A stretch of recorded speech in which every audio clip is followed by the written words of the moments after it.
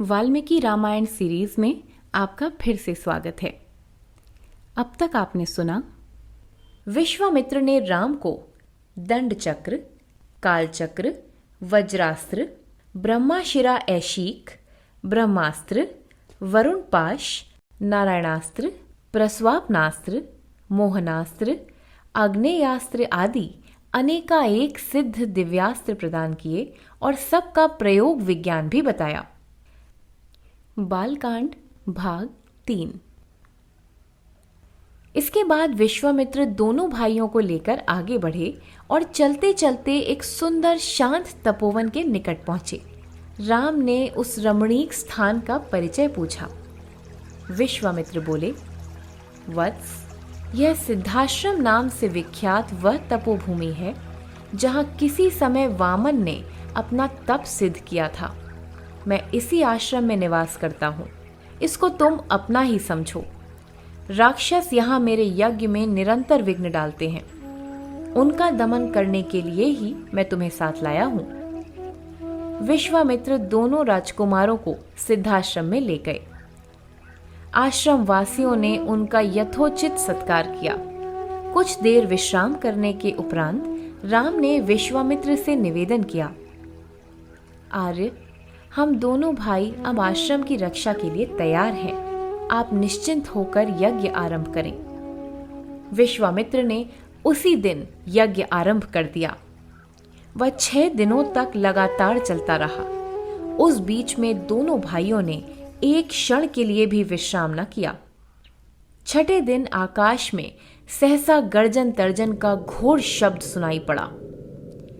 देखते देखते 2 काले बादल जैसे भीषण शरीरधारी राक्षस वहां आ धमके। उनमें से एक तो ताड़का पुत्र मारीच था और दूसरा उसका साथी सुबाहु। उनके पीछे और भी बहुत से राक्षस थे। सब रक्त मांस आदि दूषित पदार्थ लेकर यज्ञ को विध्वंस करने आए थे। राम ने तत्काल मारीच पर वायव्यास्त्र चलाया।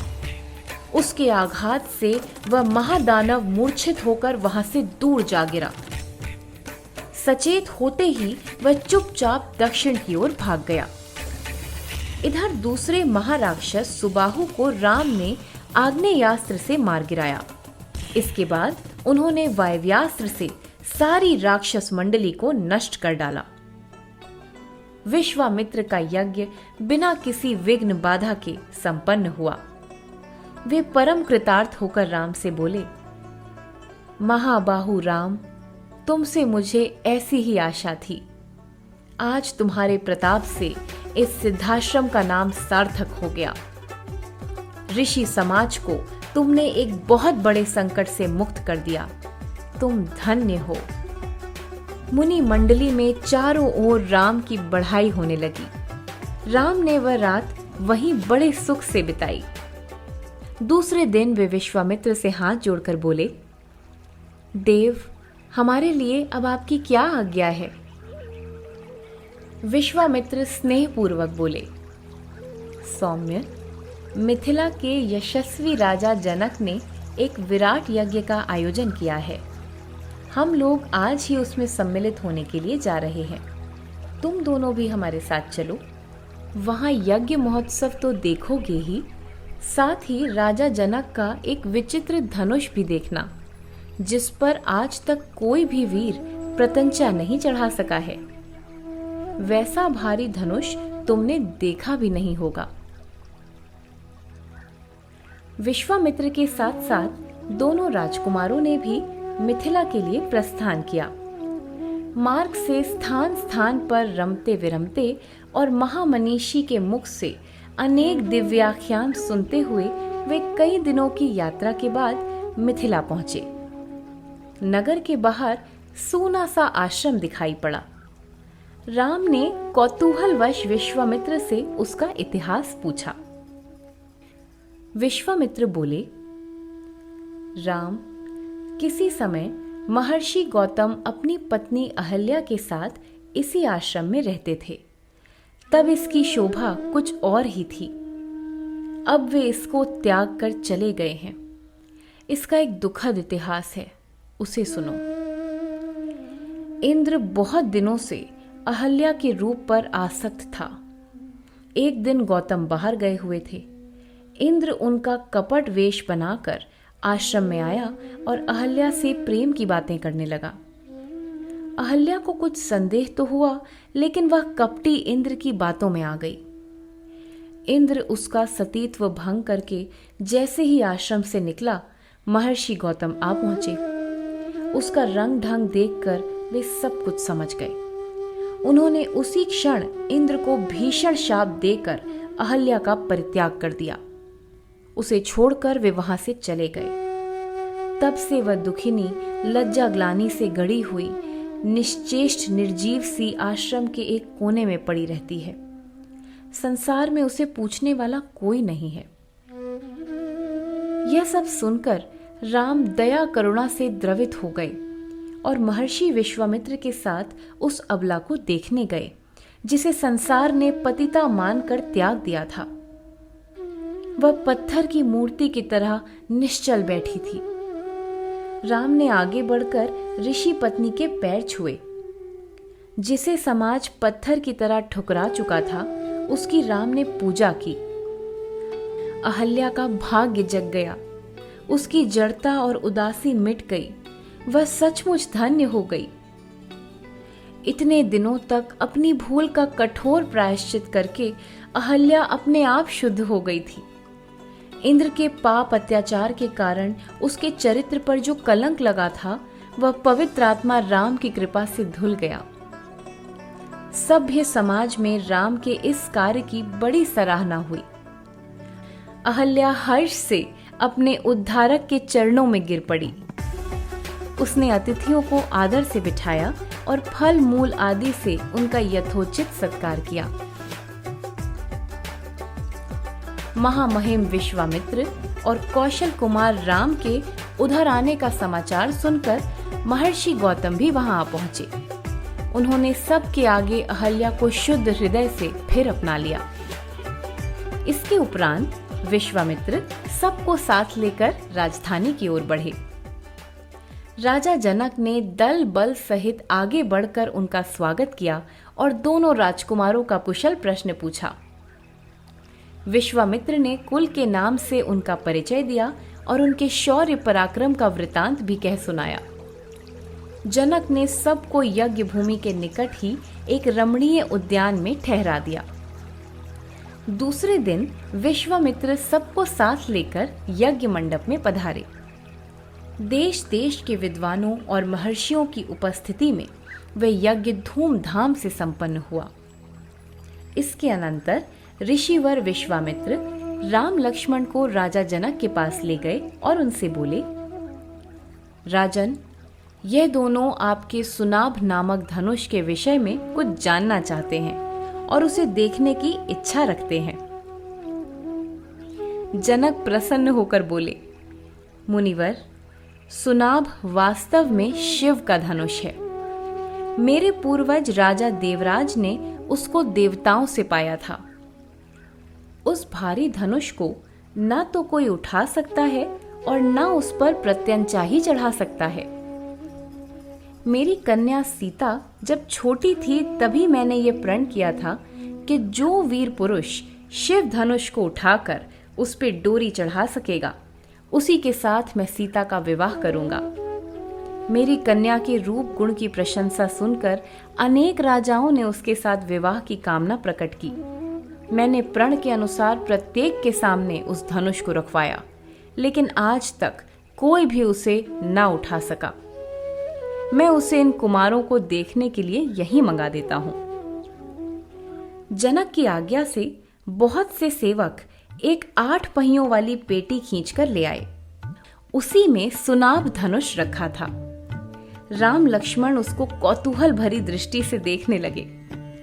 राम ने देखते देखते उसे सहज ही में उठा लिया और उस पर डोरी भी चढ़ा दी। प्रत्यंचा को खींचते ही वह पुराना महाचाप बीच से टूटकर 2 टुकड़े हो गया। धनुर्भंग का भूकंप या वज्रपात जैसा शब्द सुनकर सब घबरा गए। राजा जनक का हृदय हर्ष से उछल पड़ा। वे राम के अद्भुत रूप गुण शौर्य वीर पर मुग्ध होकर विश्वामित्र से बोले, मुनींद्र, सीता के लिए मुझे मनचाहा वर मिल गया। यदि आप स्वीकृति दें तो मैं आज ही महाराज दशरथ के पास राम सीता के विवाह का प्रस्ताव भेज दूं।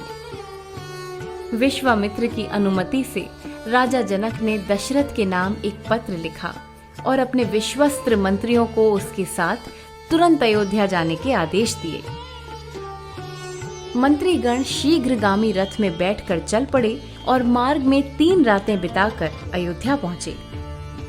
वहां उन्होंने राजा दशरथ को जनक का विशेष पत्र दिया और राम लक्ष्मण का कुशल समाचार बताया।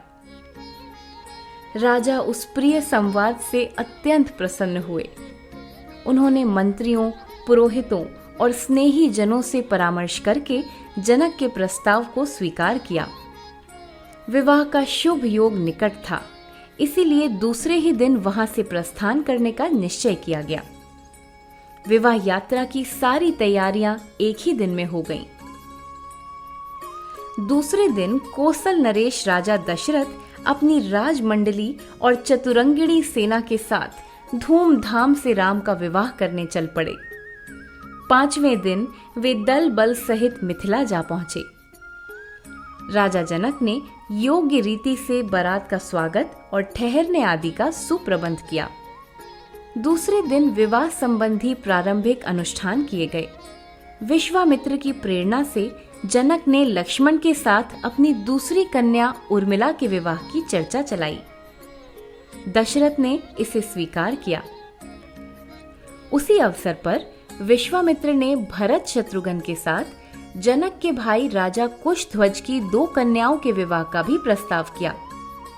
दोनों पक्ष वालों ने इसे सहर्ष स्वीकार किया और उसके तीसरे दिन एक साथ ही 4 राजकुमारों का विवाह करना निश्चित हो गया। विवाह के पूर्व ही भरत के मामा कैकेयी राजकुमार युधाजित भी वहां आ गए। उन्हें कैकेयी नरेश ने भरत को लाने के लिए अयोध्या भेजा था। वहां राम विवाह का समाचार पाकर वे जनकपुरी चले गए। राजा दशरथ ने उन्हें अपने पास ठहरा लिया। विवाह के दिन जनक की महापुरी उत्सवमयी हो गई। एक एक घर, एक एक द्वार और एक एक मार्ग तोरण बंधनवारों से सजाया गया। चारों ओर मंगल बाधों और मंगल गीतों की ध्वनि गूंज रही थी। महल और राजमार्ग दर्शकों से भरे थे। शुभ मुहूर्त में एक ओर से पुरोहित के साथ अयोध्या के 4 सुंदर राजकुमार विवाह मंडल में पधारे। दूसरी ओर से मिथिला की 4 सर्व विभूषिता सुंदरी राजकन्याएं आईं। वैदिक विधान से सभी मंगलकृत किए गए। जनक ने अग्नि के समक्ष सीता को राम के हाथों में सौंपते हुए कहा, राजकुमार राम, आज से मेरी यह प्रिय पुत्री सीता तुम्हारी धर्म पत्नी बन रही है। छाया की भांति सदा सर्वदा तुम्हारी सहगामिनी होकर रहेगी। तुम इसका पाणी ग्रहण करो। इसी प्रकार अन्य तीनों का भी पाणी ग्रहण कराया गया। विवाह के दूसरे दिन विश्वामित्र सबसे विदा लेकर वहां से चले गए। जनक ने कन्याओं को भांति भांति की मूल्यवान वस्तुएं दी। इसके बाद बारात नववधुओं के साथ विदा हो गई। अयोध्या का दल कुछ ही दूर गया था कि इतने में सहसा भयंकर आंधी आई। उसके साथ ही प्रसिद्ध क्षत्रिय संहारक कोप मूर्ति परशुराम हाथ में फरसा और धनुष बाण लिए आ पहुंचे। ऐसा प्रतीत हुआ मानो स्वयं प्रलयंकर रुद्र ही प्रकट हो गए। जिस धुरंधर सूरमा के नाम से ही संसार के बड़े बड़े योद्धा कांपते थे, उसी को प्रत्यक्ष देखकर सारे अयोध्यावासी अधमरे हो गए। परशुराम सबका रास्ता रोककर राम से कर्कश स्वर में बोले, राम, तुम्हारे बल पराक्रम की आजकल बड़ी चर्चा है। सुना है तुमने जनकपुरी में शिव के पुराने धनुष को तोड़ डाला। इससे तुम्हारा मन और मान निश्चय ही बहुत बढ़ गया होगा। मैं तुमसे युद्ध करूंगा और अभी तुम्हारा अहंकार चूर कर दूंगा। राजा दशरथ इसे सुनते ही गिड़गिड़ाते हुए बोले, हे प्रतापी परशुराम, आप ब्राह्मण हैं, तपस्वी हैं, ब्रह्मज्ञानी हैं। कृपा करके मेरे बच्चों को ना मारिए। अब तो आप क्षात्र व्रत त्याग चुके हैं, अतः ब्राह्मण धर्म के अनुसार हम सब पर दया कीजिए देव। विप्रवीर परशुराम भयभीत राजा की उपेक्षा करते हुए राम से फिर बोले, राम, तुमने महादेव का जीर्ण शीर्ण धनुष तोड़ा है। अब मेरे इस सुदृढ़ वैष्णव चाप पर प्रत्यंचा चढ़ाओ। मैं तुम्हारे बल की परीक्षा करके तब युद्ध का निश्चय करूंगा। मनस्वी युवक राम निर्भय होकर बोले, परशुराम जी, मैं आपके गौरव को जानता हूं और मानता भी हूं, लेकिन आप अकारण मुझे असमर्थ मानकर नीचा दिखाना चाहते हैं। अब मेरा पौरुष पराक्रम देखिए। यह कहकर राम ने परशुराम के हाथ से धनुष बाण ले लिया और देखते देखते उस वैष्णव चाप को प्रत्यंचा युक्त करके उस पर बाण भी चढ़ा दिया। राम की विलक्षण क्षमता देखकर परशुराम चकित हतप्रभ हो गए। राम ने उनके आगे ही उस बाण को आकाश में मुक्त कर दिया। उसके साथ ही परशुराम का मान भी चला गया। वे राम को अनेकानेक आशीर्वाद देकर उनकी भूरी भूरी प्रशंसा करते हुए वहां से तत्काल लौट गए। इधर दशरथ भय से अचेत पड़े थे। राम ने उन्हें सचेत करके कहा, पिताजी, परशुराम चले गए, अब आगे बढ़ना चाहिए। परशुराम चले गए, यह सुनकर दशरथ ने मानो पुनर्जीवन पाया। इसके बाद वे सबको लेकर आगे बढ़े और शीघ्र अयोध्या पहुंच गए। बारात के आते ही महापुरी में हर्ष का समुद्र उमड़ पड़ा। पुरवासियों ने शंख मृदंग बजाकर, गीत गाकर, लाजा पुष्प बरसाकर राजदल का स्वागत किया। घर घर में स्थान स्थान पर मंगलोत्सव मनाए गए। एक साथ 4 कुल लक्ष्मियों के शुभ आगमन से राजा दशरथ के घर की शोभा चौगुनी हो गई। रानियां देव कन्याओं जैसी पुत्र वधुओं को पाकर अत्यंत प्रसन्न थीं। चारों राजकुमार आनंद से दाम्पत्य सुख भोगने लगे। नव दंपतियों में मुख्यतः राम सीता में परस्पर बड़ा अनुराग था। सीता एक आदर्श पत्नी और आदर्श कुलवधू थीं। उन्होंने अपने अनुपम रूप गुण व सद्व्यवहार से राम को ही नहीं, सारे परिवार को वशीभूत कर लिया। राजकुल में दिनों दिन सुख सौभाग्य की वृद्धि होने लगी। अभी आपने सुना वाल्मीकि रामायण के बालकांड का भाग 3। इसी के साथ बालकांड समाप्त होता है। अयोध्या कांड के साथ जल्द मिलेंगे। धन्यवाद।